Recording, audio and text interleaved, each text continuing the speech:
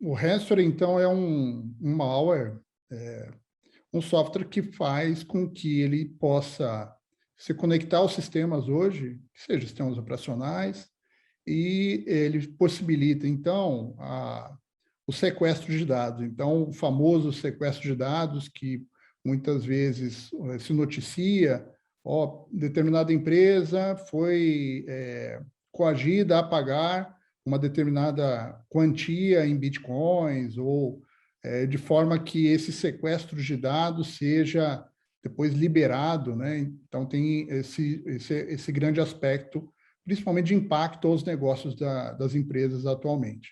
Bom, falando um pouquinho o específico da atuação do ransomware, o que ele propicia são avaliações de vulnerabilidade. Imagine que nós temos aí um ambiente hoje de transformação digital, essa transformação digital levou com que todos os processos empresariais fossem, sim, um ambiente computacional, e cada ambiente computacional tem a sua especificidade e os ciclos de maturidade ao qual os grandes programadores desses tipos de ameaça utilizam sim de algumas brechas ou vulnerabilidades conhecidas ou não conhecidas, para que eles possam instalar lá o seu sistema malicioso e o usuário sequer às vezes sabe, ou mesmo as empresas, né?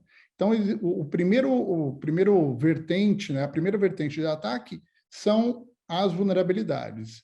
E aí, indo um pouquinho mais para o dia a dia de todos, é o famoso Windows Update, quando vocês estão utilizando o Windows, há uma atualização crítica. Neste caso, o próprio fabricante tem aí o aviso, você precisa se proteger, né, fazendo com que a vulnerabilidade conhecida pelo próprio fabricante seja resolvida. O outro aspecto é o comportamento humano. Então, a outra porta de entrada para o ransomware é que o próprio usuário receba um determinado e-mail, e esse e-mail aumentou muito, principalmente na pandemia, porque houve aí o advento do teletrabalho, todos estavam em casa, também aí a comoção em relação à pandemia, né? Tem um modelo de exploração do fato para que os próprios usuários viessem a clicar num link malicioso, e isso venha também ser uma porta de entrada para a instalação desse agente esse software dentro do sistema operacional e assim por diante. Depois disso, o que ocorre é que, a partir ou da exploração da vulnerabilidade ou uma ação de um usuário, o software dentro dos sistemas, ele se aloja, e aí existe o gatilho. O gatilho é o comando e controle de uma pessoa que tem aí a intenção de sequestrar. Quando ele começa a fazer o sequestro, e o sequestro ocorre como?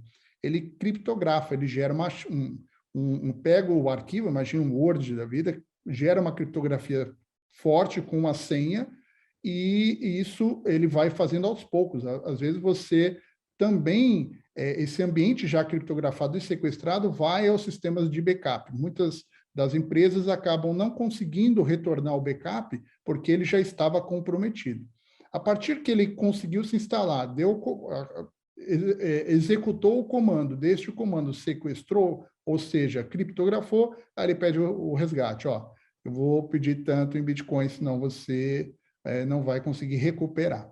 Então, esse é o panorama geral daquilo que o Daniel perguntou. E aí, óbvio que a Covid gerou muito mais ataques, respectivamente.